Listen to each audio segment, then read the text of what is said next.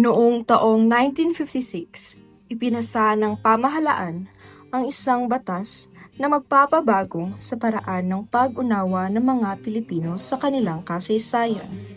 Ang Rizal Law o Republic Act No. 1425. Layunin nitong ipabasa at pag-aralan ng lahat ng estudyante sa kolehiyo ang mga nobela ni Jose Rizal, Noli Me Tangere at El Filibusterismo. Ngunit sa likod ng batas na ito ay isang kwento ng tapang, pagtutol at pagmamahal sa bayan. Minahal mo kami ng buo.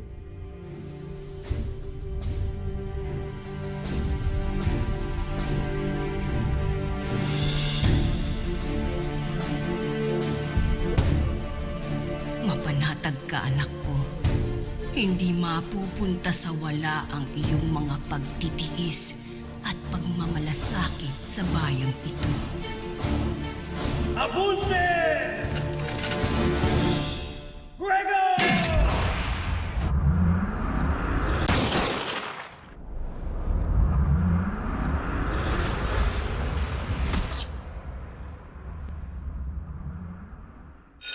Mga bata, alam niyo ba kung bakit itinatag ang batas na Rizal Law? Para po malaman ng mga akdang ni Rizal, ma'am. Tama! Ang mga mambabatas katulad ni Claro M. Recto at Jose P. Laurel ang nagtulak sa mga kabataang Pilipino upang kanilang matutunan at isapuso ang mga gawa ni Rizal. Para malaman din natin kung ano ang ginawa ng mga Pilipino sa oras nung tayo ay nasa kamay pa ng mga Kastila. At para malaman din natin kung ano ang halaga ng pakikipaglaban para sa ating kalayaan. Ang hindi marunong lumingon sa kanyang pinanggalingan ay hindi makakarating sa kanyang paroroonan. Ang galing pala talaga ni Rizal. Hindi lang siya matalino, makabayan din. Oo, talagang makabayad si Rizal.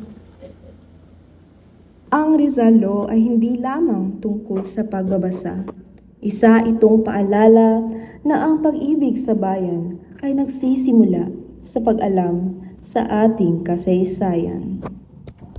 Ang layunin ng batas ay turuan ang mga kabataan ng kasaysayan at kabayanihan.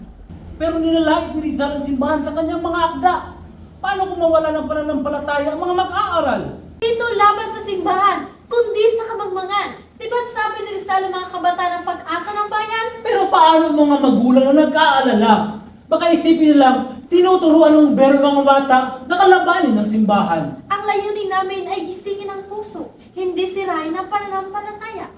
Sa kabila ng matinding pagtutol ng simbahan na naig ang batas, isang tagumpay ng katotohanan at edukasyon sa gitna ng relihiyosong debate. Alam niyo ba, hindi pala madaling pumili kung sino ang dapat ituloy na pambansang bayani? Oo nga, akala ko noon si Rizal lang, pero may Gabriela silang Bonifacio at iba pa.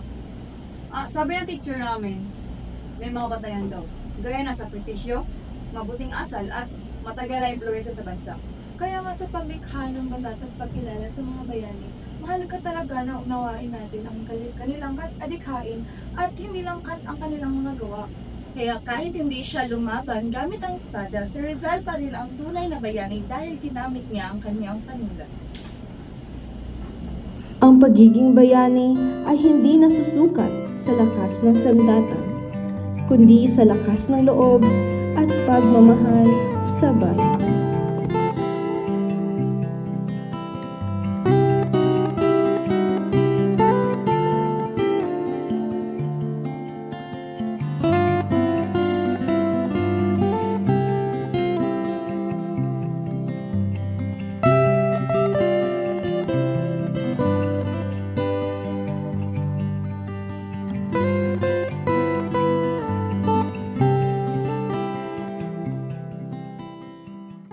Sa ating tandaan na ang pag-aaral ng Rizal Law ay hindi para malaman natin kung anong klaseng buhay ang buhay ni Rizal, kundi para ating isabuhay ang kanyang mga bagay na ginawa at tinuro sa ating kapwa Pilipino noong